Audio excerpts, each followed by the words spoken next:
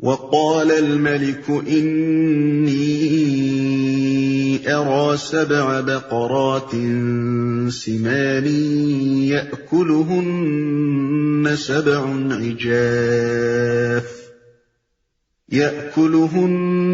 سبع عجاف و7 سنبلات خضر وأخر يابسات يا أيها الملأ أفتوني في رؤياي إن كنتم للرؤيا تعبرون۔ ایک روز بادشاہ نے کہا، میں نے خواب میں دیکھا ہے کہ 7 موٹی گائیں ہیں جن کو 7 دبلی گائیں کھا رہی ہیں، اور اناج کی 7 بالیں ہری ہیں اور دوسری 7 سوکھی۔ اے اہل دربار، مجھے اس خواب کی تعبیر بتاؤ اگر تم خوابوں کا مطلب سمجھتے ہو۔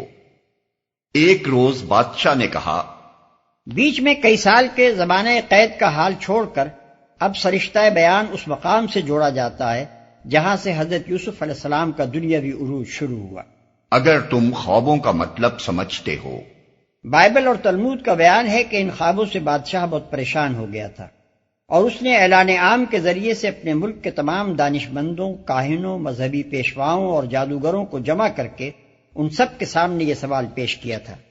قالوا اضغاث احلام وما نحن بتأویل الاحلام بعالمین۔ لوگوں نے کہا، یہ تو پریشان خوابوں کی باتیں ہیں اور ہم اس طرح کے خوابوں کا مطلب نہیں جانتے۔ وقال الذي نجا منهما وادكر بعد أمة أنا أنبئكم بتأويله فأرسلون۔ ان 2 قیدیوں میں سے جو شخص بچ گیا تھا اور اسے ایک مدت دراز کے بعد اب بات یاد آئی، اس نے کہا، میں آپ حضرات کو اس کی تعویل بتاتا ہوں، مجھے ذرا قید خانے میں یوسف کے پاس بھیج دیجئے۔ قرآن نے یہاں اختصار سے کام لیا ہے۔ بائبل اور تلمود سے اس کی تفصیل یہ معلوم ہوتی ہے، اور قیاس بھی کہتا ہے کہ ضرور ایسا ہوا ہوگا کہ سردار ساقی نے یوسف علیہ السلام کے حالات بادشاہ سے بیان کیے، اور جیل میں اس کے خواب اور اس کے ساتھی کے خواب کی جیسی صحیح تعبیر انہوں نے دی تھی اس کا ذکر بھی کیا، اور کہا کہ میں ان سے اس کی تعویل پوچھ کر آتا ہوں، مجھے قید خانے میں ان سے ملنے کی اجازت عطا کی جائے۔ يوسف أيها الصديق أفتنا في 7 بقرات سمان يأكلهن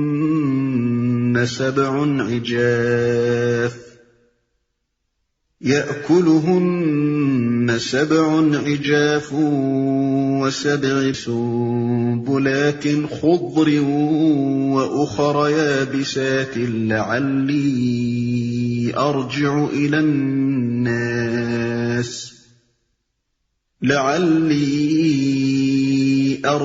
إلى الناس لعلهم يعلمون۔ اس نے جا کر کہا، یوسف، اے سراپا راستی، مجھے اس خواب کا مطلب بتا کہ 7 موٹی گائیں ہیں جن کو 7 دبلی گائیں کھا رہی ہیں، اور 7 بالیں ہری ہیں اور 7 سوکھی، شاید کہ میں ان لوگوں کے پاس واپس جاؤں اور شاید کہ وہ جان لیں۔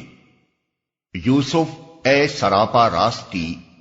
متن میں لفظ صدیق استعمال ہوا ہے، جو عربی زبان میں سچائی اور راست بازی کے انتہائی مرتبے کے لیے استعمال ہوتا ہے۔ اس سے اندازہ کیا جا سکتا ہے کہ قید خانے کے زمانے قیام میں اس شخص نے یوسف علیہ السلام کی سیرت پاک سے کیسا گہرا اثر لیا تھا، اور یہ اثر ایک مدت دراز گزر جانے کے بعد بھی کتنا راسخ تھا۔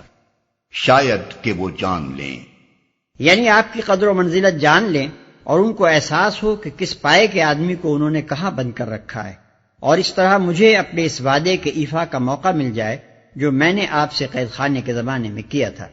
قال تزرعون 7 سنين دأبا فما حصدتم فذروه في سنبله إلا قليلا مما تأكلون ثم يأتي من بعد ذلك 7 شداد يأكلن ما قدمتم لهن إلا قليلا مما تحصنون. یوسف نے کہا 7 برس تک لگاتار تم لوگ کھیتی باڑی کرتے رہو گے. اس دوران میں جو فصلیں تم کاٹو ان میں سے بس تھوڑا سا حصہ جو تمہاری خوراک کے کام آئے نکالو اور باقی کو اس کی بالوں ہی میں رہنے دو. پھر 7 برس بہت سخت آئیں گے.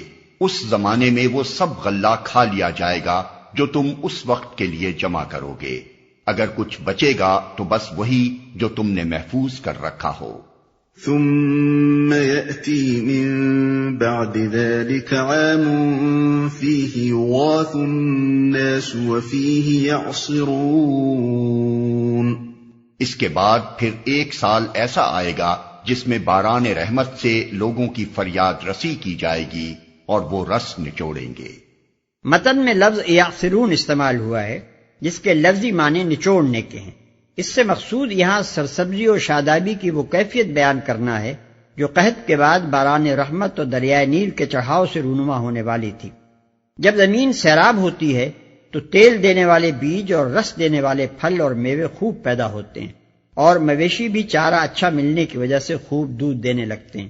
حضرت یوسف علیہ السلام نے اس تعبیر میں سے بادشاہ کے خواب کا مطلب بتانے ہی پر اکتفا نہ کیا بلکہ ساتھ ساتھ یہ بھی بتا دیا کہ خوشحالی کے ابتدائی 7 برسوں میں آنے والے قحط کے لیے کیا پیش بندی کی جائے اور غلے کو محفوظ رکھنے کا کیا بندوبست کیا جائے. پھر مزید برآں اپنے قحط کے بعد اچھے دن آنے کی خوشخبری بھی دے دی جس کا ذکر بادشاہ کے خواب میں نہ تھا.